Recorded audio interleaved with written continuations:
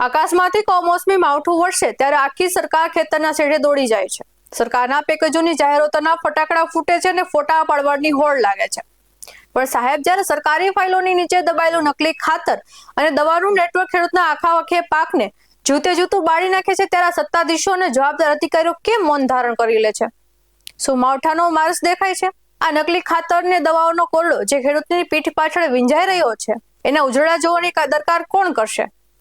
આજે વાત કરવી છે એવા કડવા સત્યની, જ્યાં 73 માંથી 30 નમૂના ફેલ જાય છે, છતાં તંત્ર માત્ર નોટિસની રમત રમીને સંતોષ માની લે છે। નમસ્કાર દર્શક મિત્રો, BS19 ન્યૂઝમાં આપની સાથે હું છું શ્રદ્ધા।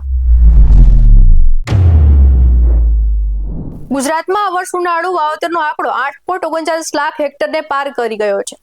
ખેડૂત કાળઝાળ ગરમીને પરસેવો પાડીને મોંઘા ભાવના બિયારણ લાવીને ધરતીને હરિયાળી કરી, પણ આ હરિયાળી પાછળ એક ભયાનક ખતરો મંડરાઈ રહ્યો છે।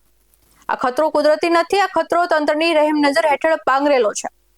રાજ્યમાં નકલી ખાતર અને દવાનું નેટવર્ક એટલું મજબૂત બન્યું છે કે સરકારી લેબોરેટરીના આંકડા જ કહી રહ્યા છે કે આપણી ખેતી કઈ દિશામાં જઈ રહી છે। તપાસ દરમિયાન લેવાયેલા 73 માંથી 30 નમૂના ફેલ સાબિત થયા, એટલે કે 40% જેટલો જથ્થો નકલી હલકી ગુણવત્તાનો હતો। હવે સવાલ એ થાય છે કે આટલી ગંભીર છેતરપિંડી પછી પણ વહીવટતંત્રના મહારથીઓ માત્ર રૂટીન પોલીસ ફરિયાદ કરીને કેમ બેસી ગયા? આશ્ચર્યની વાત તો એ છે કે એક પણ નકલી કંપની હજુ સુધી બ્લેકલિસ્ટમાં કરવામાં આવી નથી।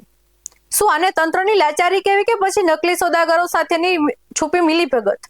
માત્ર ખાતર જ નહીં, નેનો યુરિયાની બોટલો ધાબળી દેવાની 41 જેટલી ફરિયાદો ઉઠી છે। જગતનો તાજ જ્યારે યુરિયા લેવા જાય ત્યારે એને પરાણે નેનો લિક્વિડની બોટલ પધરાવી દેવાય છે। 23 વિક્રેતાઓ સામે તપાસ થઈ, 12 લાયસન્સો મોકૂફ થયા, પણ મૂળ સુધી કોઈ પહોંચ્યું નથી। ખેડૂત બિચારો જાણ્યા ભ્રષ્ટ વ્યવસ્થા સામે સોફ્ટ ટાર્ગેટ બની ગયો છે। જ્યારે ડાંગર, મગફળી, તલ અને શાકભાજીનું વાવેતર પૂરજોશમાં હોય ત્યારે નકલી જંતુનાશક દવા છાંટવામાં આવે અને પાક નિષ્ફળ જાય તો ખેડૂતોની આખી સિઝન નહીં પણ આખું વર્ષ બરબાદ થાય છે। સરકાર ટેબલ પર ફાઇલો ફરે છે, નોટિસો અપાય છે, પણ કડક કાર્યવાહીના નામે મીંડું જોવા મળે છે। બ્લેકલિસ્ટિંગની કાર્યવાહીમાં દાખવવામાં આવતી આ ઢીલાસ નકલી સામાન વેચનારો માટે પ્રોત્સાહન સમાન બની ગઈ છે। સરકાર માત્ર આંકડામાં રસ છે કે ખેડૂતોની હિતમાં? જો 40% નમૂના ફેલ હોય તો આ પાપનું મૂળ ક્યાં છે?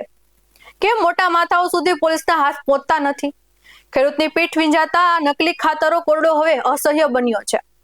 હવે જોવાનું એ રહે છે કે એસી ઓફિસમાં બેસીને આંકડાની માયાજાળ ગુંથતા કાર્યકર્તાઓ જાગે છે કે પછી ખેડૂતને આમને આમ લૂંટાતો જોવા માટે મૌન સેવે છે।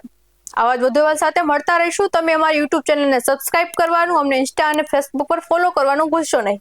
બાકી અવનવી અપડેટ્સ મેળવવા માટે આપ જોતા રહો BS19 ન્યૂઝ। નમસ્કાર।